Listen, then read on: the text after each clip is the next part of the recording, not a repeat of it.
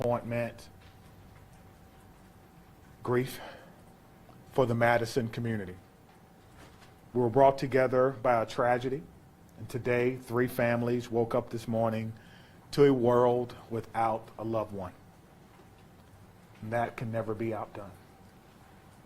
In the midst of this tragedy, our community has come together in an incredible demonstration of support from Madison and indeed the state of Wisconsin and our nation. I cannot express enough gratitude to the many emergency response agencies who provided direct support to the Madison Police Department. We could not be standing here today without the men and women of law enforcement, specifically the Madison Fire Department, surrounding EMS agencies, Dane County Sheriff's Office, Monona PD, Oregon PD, the University of Wisconsin Police Department, the ATF, the FBI, Fitchburg Police Department, and Cottage Grove. A special thank you from me to all of these agencies. Thank you so much. These agencies and many others responded to the scene and or took calls for service within the city of Madison to allow us to focus on this tragic incident. Student reunification with their loved ones could not have happened as swiftly as it did without the assistance of SSM Health Dean Medical Clinic, as well as the Quick Trip. Additionally, many people worked well into the night and supported local restaurants and community who came together and provided food and other logistical support for our team. Yesterday, we came together as one team, as one Madison, as one country, and we should feel incredibly proud about our response. I'll be providing some updates at this time, but before I do that, I'd like to provide an important clarification.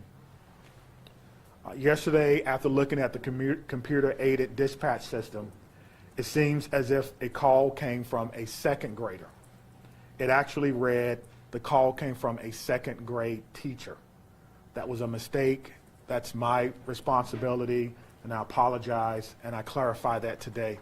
It did not come from a second grader. It read second grade teacher. I will also be providing several investigative updates from the 8 p.m. briefing from last night. The Madison Police Department is committed to transparency and will continue to release information that can be used to improve public safety. This must be balanced against our commitment to the victims of this horrific crime and the need to do a thorough and complete investigation. As a result, I recognize many of you may have questions that I cannot answer at this time. I ask for you to keep the victims in your mind and respect their right to a thorough investigation. I also will not be taking questions at the conclusion of this press conference, but your pre-submitted questions serve as the basis for updates that we're providing for you this afternoon. If your question is not answered, it is due to an ongoing investigation. Okay. We know a document has been widely shared on social media. At this time, we cannot verify its authenticity. We have detectives working today to determine where this document originated and who actually shared it online. At this time, we cannot verify the document. We ask that you not share the document or spread any information that may be false. Our department will provide an update on this document when we can. There are always signs of a school shooting before it occurred. Some of you have reached out about Rupnow's social media activity prior to yesterday's shooting. We're looking into her online activity. We're asking anyone who knew her or who may have insights into her feelings leading up to yesterday to please contact the Madison Area Crime Stoppers. Again, anyone who may have known her or knew what she was feeling or going through at that time, please direct those inquiries to Madison area Crime Stoppers. That number is 608-266-6014 or at P3 Tips. P3 Tips. We will not be releasing specifics about these social media accounts at this time. Identifying a motive is our top priority, but at this time it appears that the motive was a combination of factors. Again, we cannot share that information at this time because we do not want to jeopardize the investigation and those who are currently cooperating with us. All patient status remain unchanged.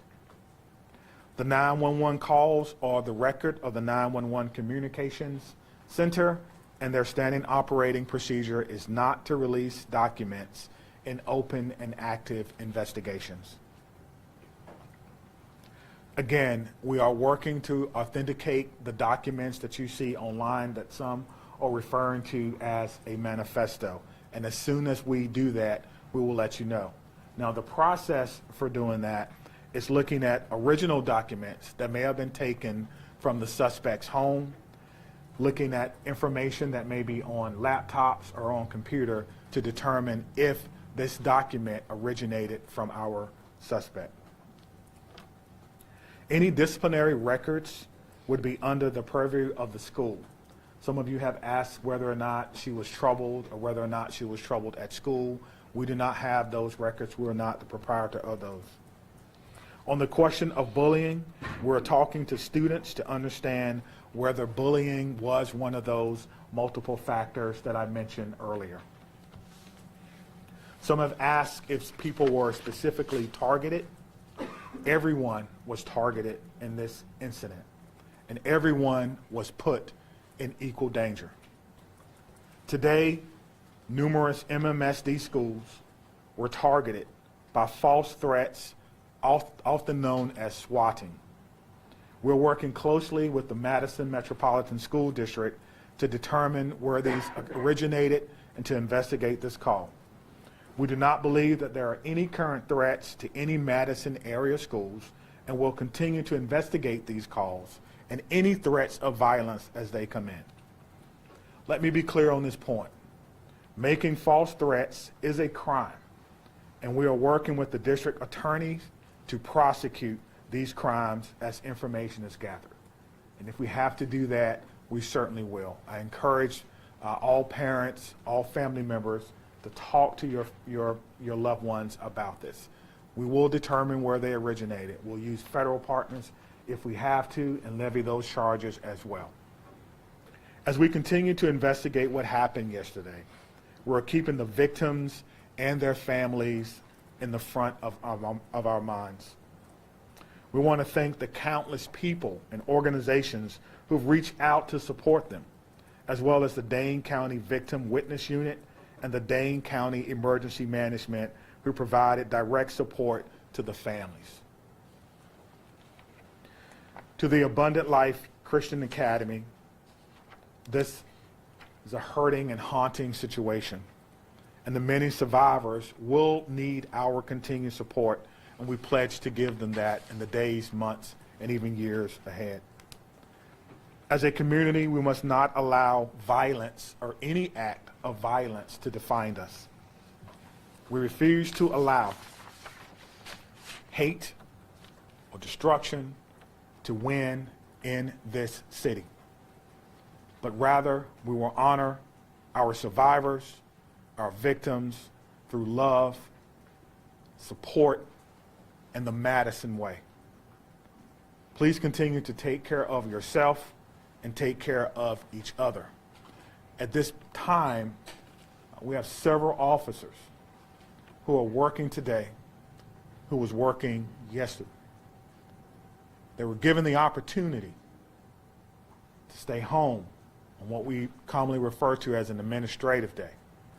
They were offered peer support, emergency assistance program through our city. But those officers chose to come to work today and serve their community. So at the end of my remarks, I'm going to find each and every one of them and personally shake their hand and thank them on behalf of a grateful city, on a grateful administration, and a grateful department and profession for their act of selfless public service. Thank you, Mayor. Thank you, Chief.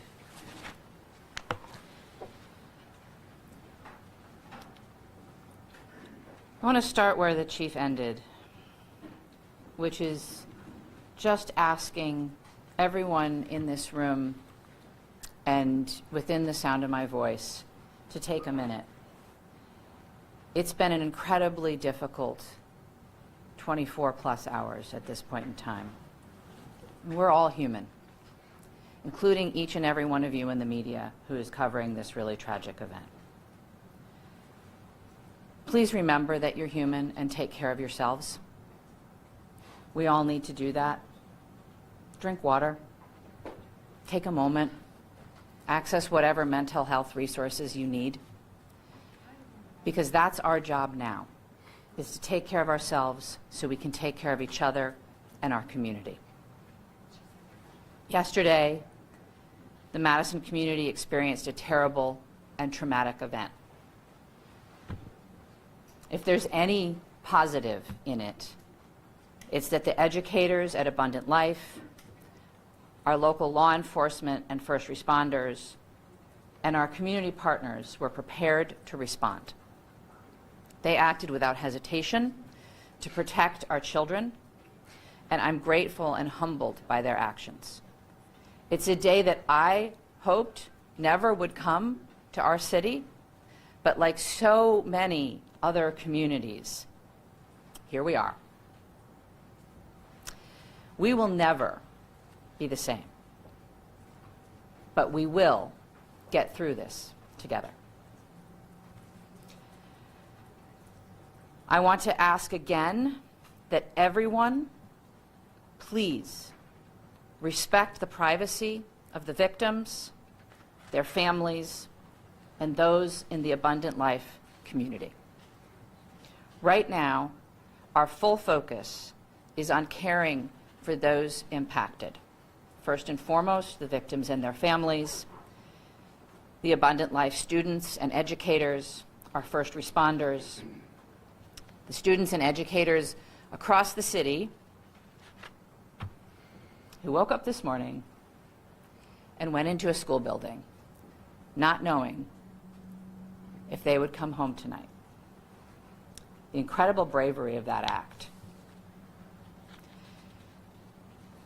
I think all of our students and educators are feeling scared and vulnerable right now. We are also trying to care for our whole community, because I believe we are all fearful and grieving and impacted. The City of Madison is working closely with Dane County, with community partners, with state and federal government resources to provide support and counseling to all those affected.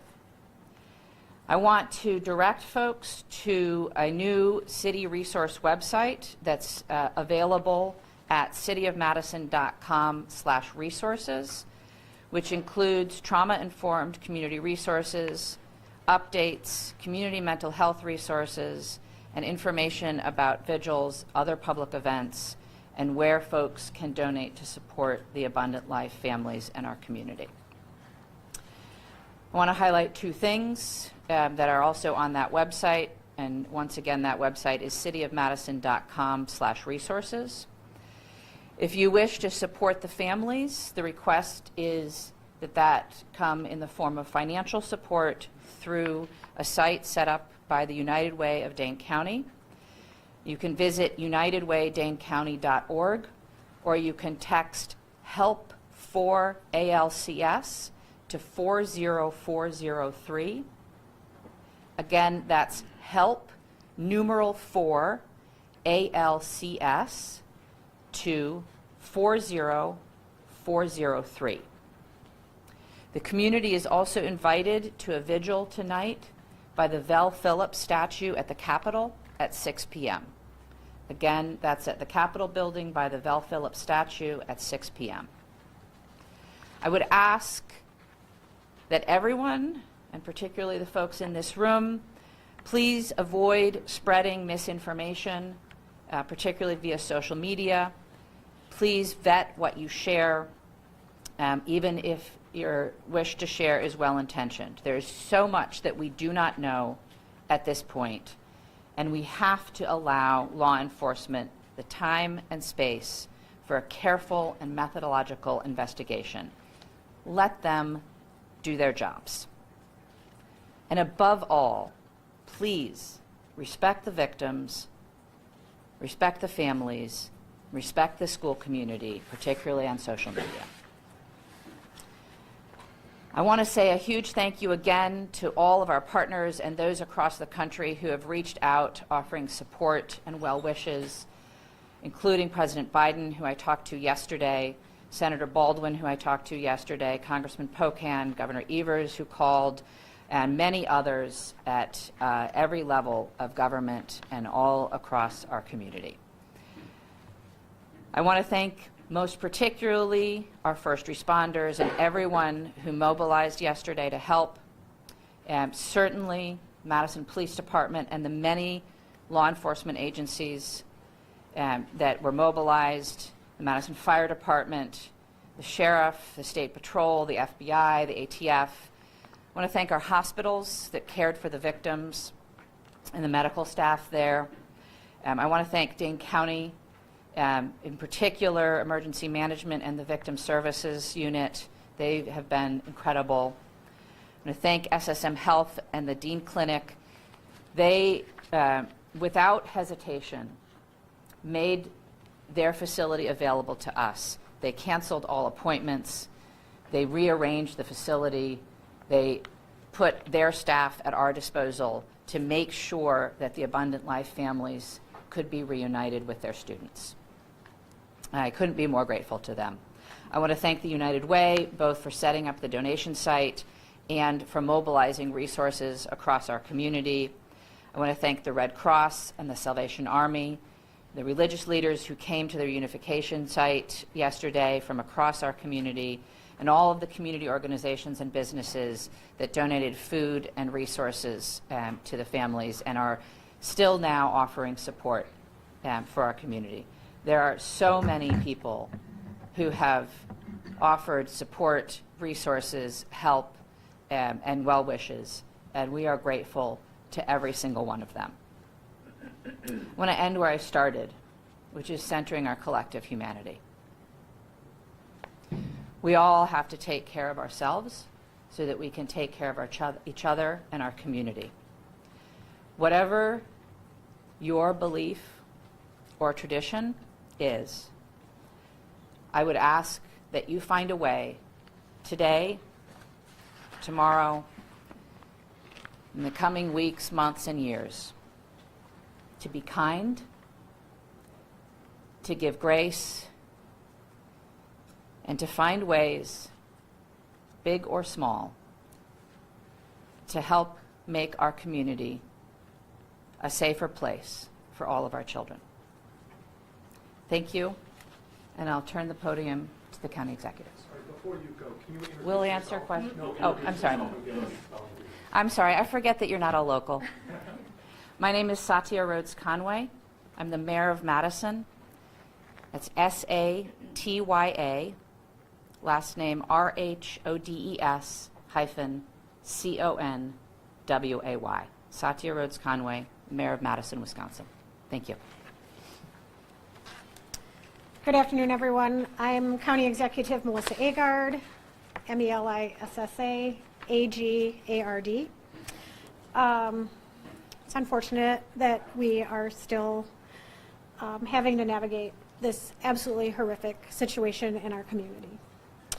I come before you today as a community leader, as a mom, as a fellow Dane County resident, and like many of you, someone who is continuing to process what unfolded yesterday at Abundant Life Christian School and across our community.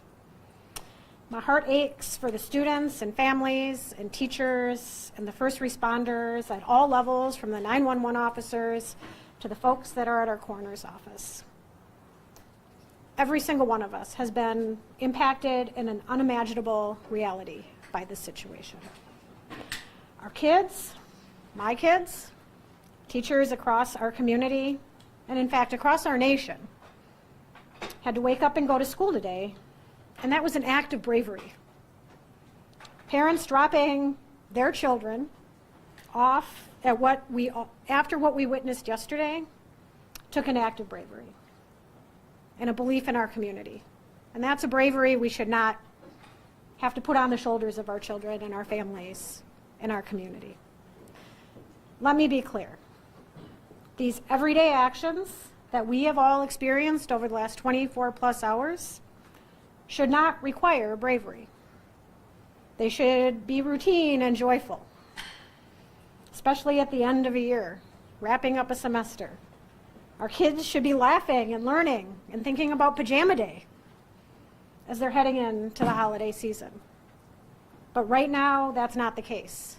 And right now, it's okay to not feel okay. That's how we move forward. And for some, the weight of this tragedy is overwhelming. I'm sure they're feeling sad and anxious and numb. We've heard that even from our police chief. And for others, they might just be feeling a little bit off, unsettled by the images that our news coverage is delivering to them in the fast-breaking social media world. And it's playing on repeat. And I am grateful for what it is that you all do. But this is impacting people in a different way. And I want you all to know, and people across our community, that their feelings are valid and they are not alone. Seeking support, talking to someone you trust, simply admitting that you're not okay is not a sign of weakness. It's actually a sign of strength. And whether you're feeling hopeless or scared or just not quite yourself, know that there are resources here in Dane County and in our community that will be here and continue to be here to support you in order to help people move forward through the healing process. Believe me, we are in this together. That is the Dane County way. That's what we do best. Through painful conversations and tears and hugs and vigils, we're going to heal. We're not going to be the same, but we're going to heal. Part of that process is setting aside complacency and demanding change. As someone who served 12 years in our legislature and had a front row seat to the inaction of addressing gun violence in our communities, I'm not stepping aside from that mission in my life. There's going to be public debate about the motives. Gun violence is the #1 killer of children in this country. That's a legacy we cannot accept. We cannot accept that. Part of the reason I feel so pained by this tragedy is that mass shootings feel like something that's ominous and hovering, and we're all wondering where and when the next one is going to occur. And guess what? It happened here. It happened right here. And I am so proud of the folks that I work with at the county and that the mayor works with in the city and our partners at the federal, state, and local level and how it is that we've stepped up and responded to support people. Could we do better? Could we do different? I am sure. But did we do well? I am proud of the work that has been done in this community over the last 24 hours. And I assure you all today that we are going to continue to work like hell to stop future tragedies and to support our community that has been harmed by these actions. And for anyone that's out there listening, anywhere in this amazing world that we live, whether you're grieving or you're scared or you're angry or you're unsure or you're curious, take care of yourself, take care of the people who you love and whose lives you touch. Talk to someone, anyone. If you're not comfortable calling a number, there is someone in your life you can reach out to. No one is alone through this. We are strong in Dane County, and together we're going to get through this. And I know that there are questions that we all want answers to. And I am hopeful that we will have those answers sooner than longer. But please give us the time to do this right so that we can learn how to prevent this from happening in the future and support those that have been most impacted in our community. We are doing everything in our power at all levels in a collaborative way to prevent this type of pain from ever happening again in our community. Can I assure that? No, but we are going to work as best as we can to that end. So thank you to each of you for carrying these stories, for taking care of yourselves, and for delivering these messages to the people in our community that just want one more piece of information. Thank you for being here. Thank you. All right. The county executive and I will take some questions. We obviously cannot answer questions about the investigation, but happy to take others, and we'll turn to Dylan. Sure. Lucas from the State Journal. Just for the county executive, as a former lawmaker, can you just talk generally about what the laws are in Wisconsin in terms of children's access to guns? Our laws in Wisconsin are far too lax when it comes to access of guns by children. And I do believe that we should have safe storage laws. We should have background checks. We should have red flag bills. We should be providing adequate support for everyone in our community when it comes to behavioral health. People should not be waiting when they raise their hand and ask for help. And there should not be stigma surrounding people who are asking for that help. Our schools should be adequately funded. Our Department of Justice has an Office of School Safety. They don't have enough resources, and that is on the legislature. In the Wisconsin State Capitol, but this is a conversation that needs to happen from coast to coast. We need partners in our federal government to also address this, because states have borders and people can cross them.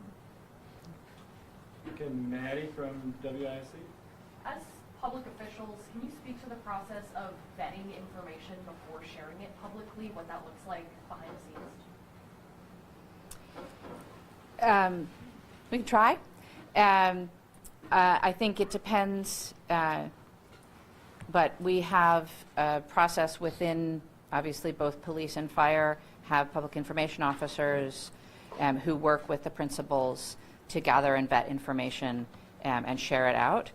Similarly, in my office, we have a communications manager who works with us.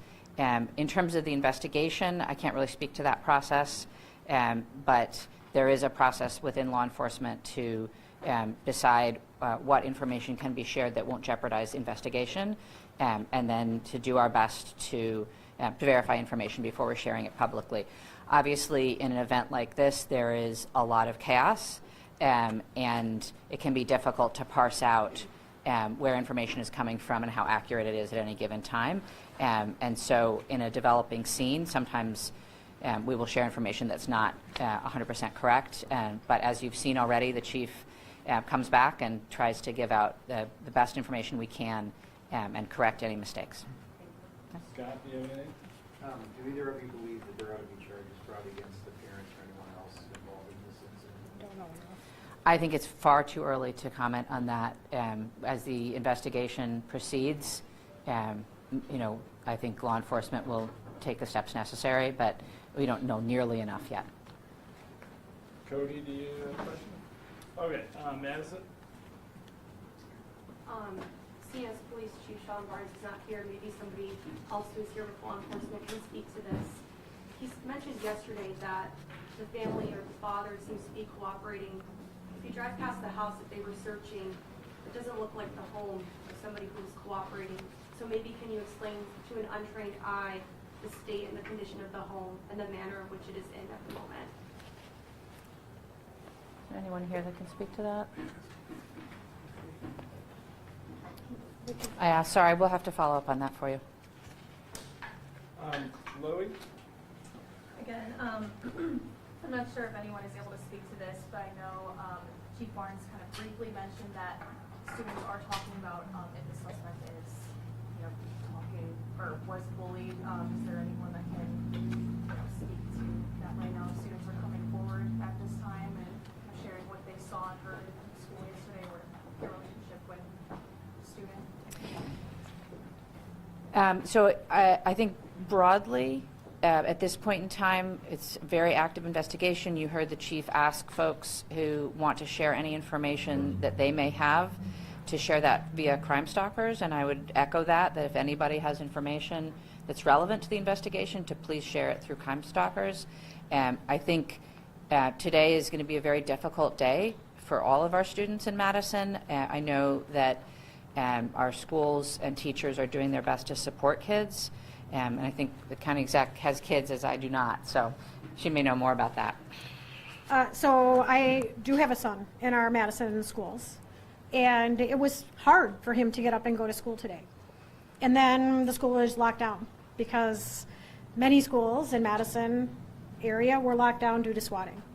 And that was triggering not only to him and his peers, but to family members and educators. And the world that our kids are in now is very different than the one I grew up in. They have access to social media and digital communication in the palm of their hands. And they are oftentimes sharing information that has no source. It is our jobs as adults and as folks on the front lines to remind them that nothing is valid that they are sharing at this point in time, but to be there as they continue to process this.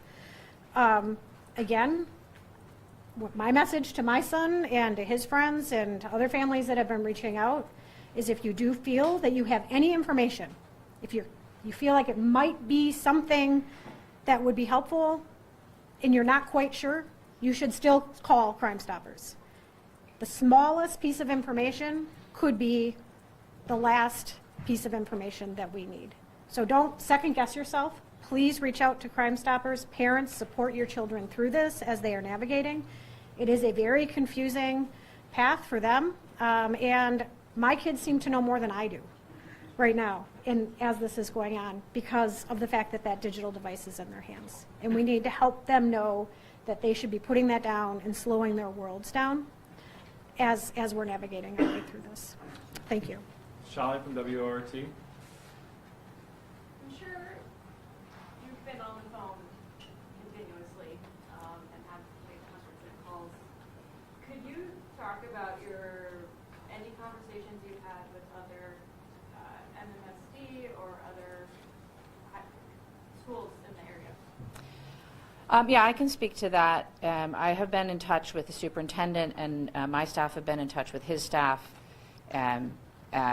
I mean, initially it was just making sure that everybody had all the same information, and some strategizing collectively about how to make sure that MMSD schools were safe. You know, as the time goes on, you have seen this already, I'm sure, that MMSD is sharing information out with their families about how to support kids. They've shared information out with their faculty and staff about how to support kids going forward. That is something that we will continue to talk about, is how we can support, again, the students who I'm sure are confused, afraid, worried, the parents feeling the same, and of course our educators. That is part of the work going forward. I do also want to just recognize that there are schools, obviously, in our community that are not part of the Madison Metropolitan School District, and we are reaching out to them as well and making sure that they are supported and have the same level of resources. And that support is coming definitely from the state, but also from the county and the city, and will come more as we go forward. Do you want to add anything? Cameron from WMTV. Mayor, yesterday when you guys briefed us, you told us that staff and students immediately left the building, something about the cars, something about coats, all those things. So could you guys tell us what the status of the building is, and if there is the timeline in place for people to return back? I don't have all of those details, but what I can tell you is that yesterday there was a process of folks leaving the building, and then obviously being reunited with their families. The building is a crime scene and will be under investigation for some time to come now. But obviously the police department will work with the school and the leadership at the school to do what they can to make sure that people have access to things that they need. All right. James from WISN. Yeah, my question is for law enforcement and/or DOJ. Yesterday it was said, and I want to quote this, there are almost always observable behaviors before something like this happens. And I see Trish nodding her head. Can you share what observable behaviors specifically we see as this investigation unfolds from the suspect in this case? So I think, again, Let's just, I want to address, because we did receive your question. I'm going to get in front of the microphones. As we mentioned earlier, any questions we can answer about the investigation, we answered in our updates. So we cannot take any more follow-up questions about the investigation. Are the observable behaviors in the social media accounts? That was not something that I submitted. so again, it's an ongoing investigation. MPD will share information that they can as they can, but we're not able to speak to the investigation at this point in time. All right, Anna from WPR. Yeah, hi. Please make sure the decision to keep MMSD and other Dane County school districts open today and whether there's going to change in light of the host calls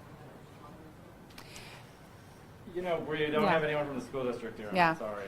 Sorry, it's a question for the school district. I can tell you that there are many families that chose not to send their children to school today. It didn't feel like a day that they could go to school.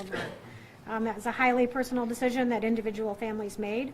I honor local control. I honor our local governments and our school boards and our superintendents. And they are navigating this best as they can for their communities. All right, David from the Journal Sentinel. Hey, thanks for taking my question.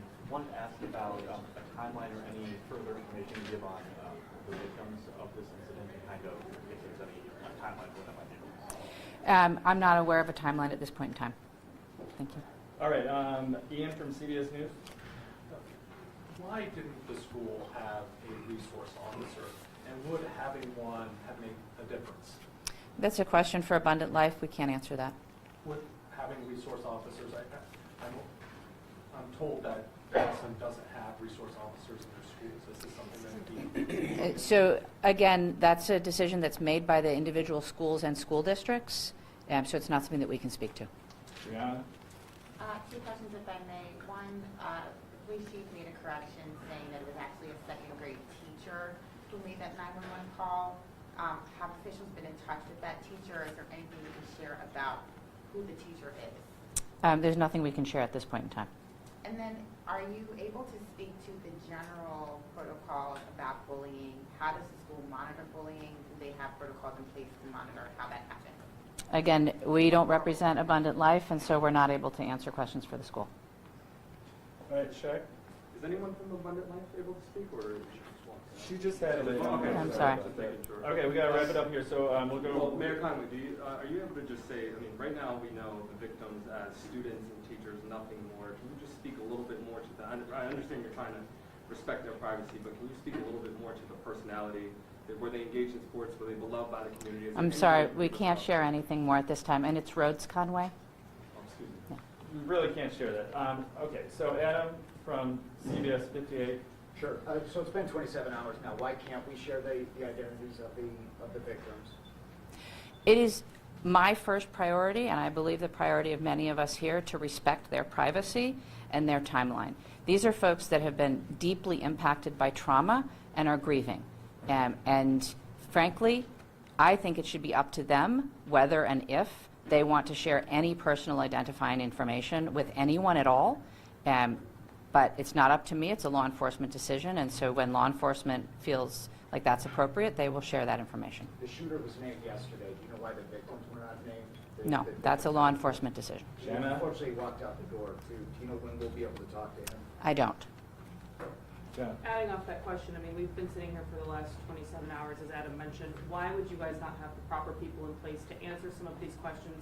You guys, including the fire chief, have sat here and tried to say that you want to dispel rumors on social media. You want to make sure that you're giving factual information. We're asking questions that have been circulating on social media, including rumors about the victims. Why not provide clarification and actually have people here to answer those questions to set the record straight? I don't know how many times I can say this. We will share good factual information when we can. None of you is obliged to stay here. You're free to leave. You don't have to be sitting in this room if you don't want to. We will share information when we can.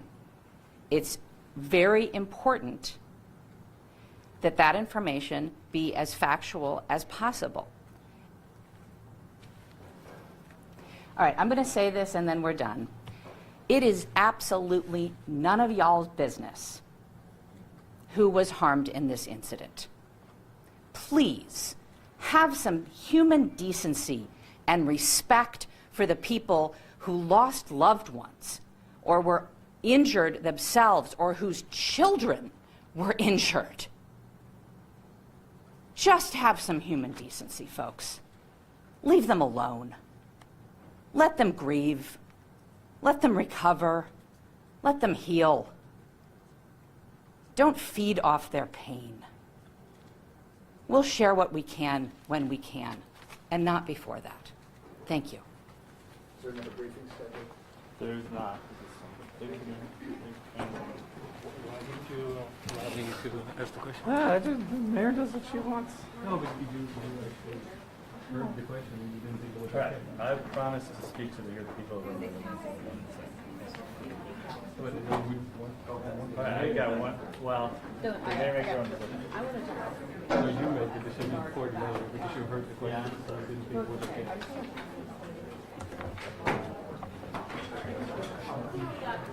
Yeah, I think.